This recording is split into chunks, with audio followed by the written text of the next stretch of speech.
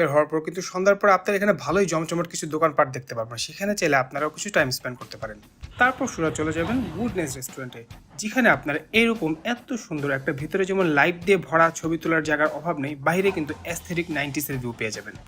এত সুন্দর জায়গাটা কইলে ভাবতেছেন এটা হচ্ছে বিয়াবাড়ির নাম কি জানি রেস্টুরেন্টের? গুডনেস। গুডনেস রেস্টুরেন্টের ভিতরে আপনি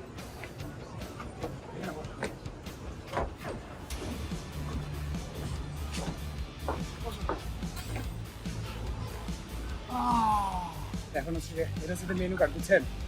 তো মেনু কার্ডটা হচ্ছে গিয়ে ভালোই বড় আছে। তো এখান থেকে আমরা অলরেডি চুজ করে ফেলছি, রেস্ট নিতে নিতে চুজ করছি আর কি। তো মেনু কার্ডে আমি এখন দিয়ে দিব আপনাদের স্ক্রিনে। যেহেতু আমাদের বাজেট হচ্ছে 1000 টাকা, ঠিক আছে? তো শীতের মধ্যে আমরা এইটা না, তো এটা তো চাউমিন কই গেল আরো আগে, সরি গাইস, আর একটু আগে আর কি।